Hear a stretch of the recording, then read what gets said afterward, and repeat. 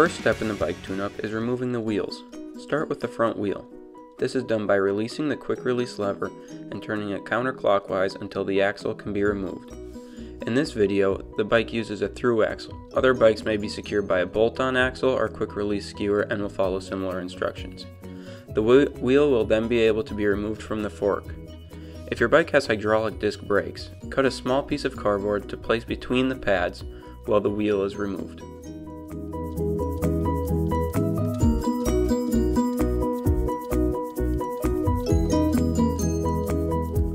Removing the rear wheel is very similar to the front wheel.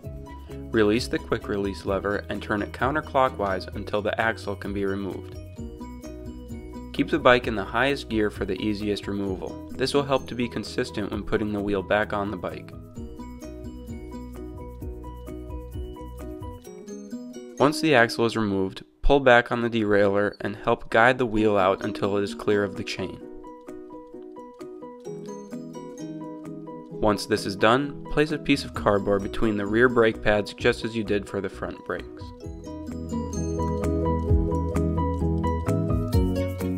Now that the wheels have been removed, it's time to clean the bike.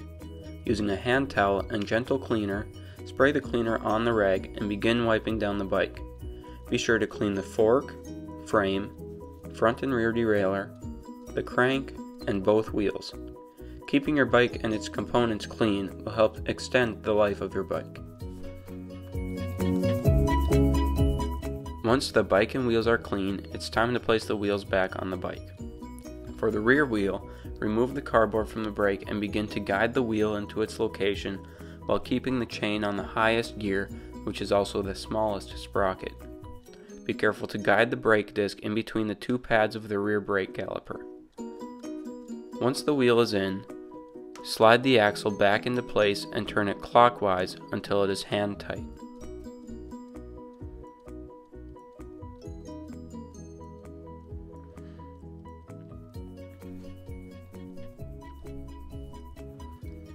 Press up on the quick release lever to tighten it into place. For the front wheel, remove the cardboard from the brake just as before. Guide the wheel back into place, being careful to get the brake disc between the two pads of the brake caliper, just as before. Put the axle back through and tighten just as you did for the rear wheel. Press up on the quick release lever to tighten into place.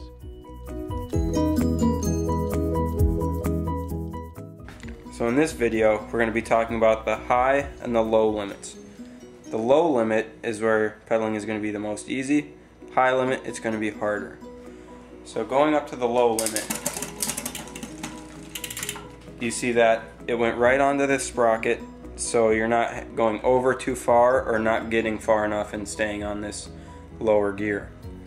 If it were to go over, you would tighten the low limit, which is this bottom screw. In a picture I'll show that the low limit has a small L by the screw and the high limit has a small H. That's how you'll be able to distinguish which one's which. Going to the high limit, this one's not working. You see that there's the high gear there that's not getting all the way to, so that's going to be adjustment of the high limit, which is this top screw here. As I loosen that, I'm going to do it while I'm pedaling. I loosen the limit and the chain is starting to go over towards that gear, and then it'll fall into place. You don't want to loosen it too much because then it'll end up going over and start rubbing on the frame. If you were to have the case where your gear is not reaching that limit but it's still stopping, that's going to be an issue with cable tension. This cable may not be tight enough, so you'll use what's usually a 5mm Allen wrench. You'll loosen this bolt, pull the cable tight, retighten the bolt, and then try it again. You'll want to do this while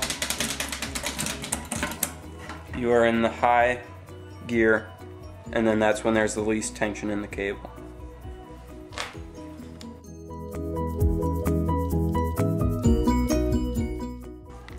Now I'm going to be talking about the barrel adjustment, which is going to be for adjusting the gears in between these ranges. So not the low gear or the high gear, but everything in between.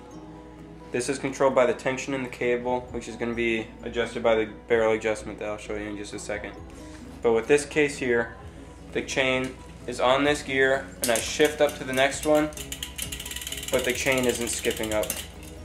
So you're going to adjust this by using the barrel adjustment on the shifter. In this case, there's not enough tension in the cable, so I'm going to want to turn this out, so it's going to be pulling the housing this way and adding more tension to the cable. If it was the other way around, where it was going up and not coming down, I would turn it the opposite way. My trick that I use is I put my thumb on, and if I want the chain to go away from me towards the low gear, I push up. If I want it to go towards the high gear, I push down. Now we'll go back to the gears and show what the barrel adjustment will do when I loosen it like I described. There, it hopped up. Now going through all the gears, if it starts to skip down not smoothly, you'll adjust it accordingly.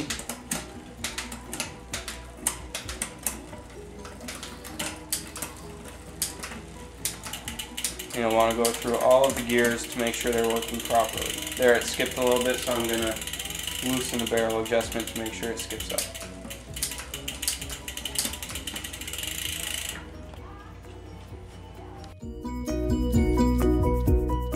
Now for the front derailleur, it's basically the same as the rear derailleur. You have your high limit, which is the one on the outside, and you have your low gear, which is the one on the inside. This is basically the opposite based on size from the rear derailleur.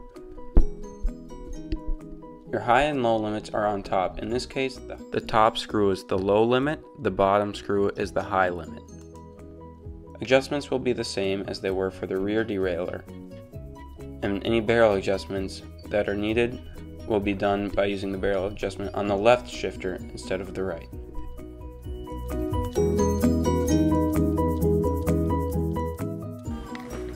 When adjusting the rear brake, there's going to be two main bolts you're going to want to worry about. This one here and this one here. When you loosen these two, it's going to make the caliper loose, so you'll be able to move it in different directions to make sure it's aligned with the disc. When you have it aligned, align these up. You may need to do this multiple times and making minor adjustments until it is not rubbing anymore.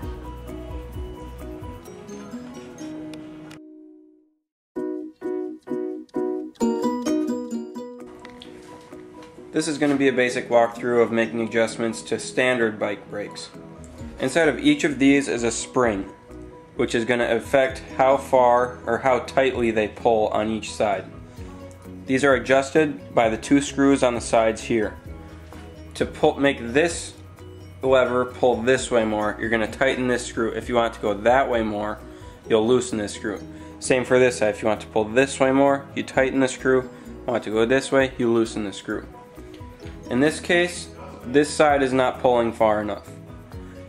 To correct this, you're going to tighten this screw until they start to pull even. As you can see, it's getting a little bit closer. We'll do one more turn here. Now they're pulling even. Next thing to check for is to be sure that each brake pad is going to be flat on the surface of the rim. You do this by adjusting this bolt and then moving the pad until it's flat with the surface. You're going to do that on both sides until they're even, and then your brakes will be good to go. The final step is applying the chain lubricant. In this video, we're using a wet bike lubricant, which is good in many different weather conditions. To apply it to the bike, hold the bottle closely to the chain and apply evenly so it covers each link.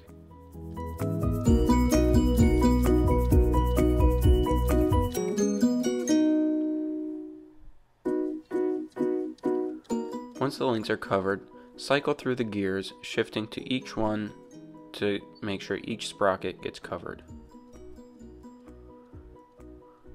Do this in the front and rear derailleurs.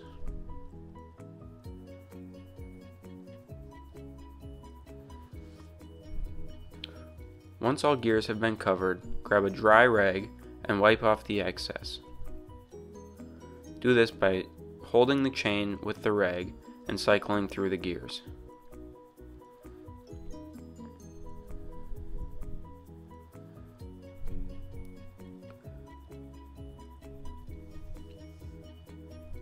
Once the excess lubricant is removed, the tune-up is now complete.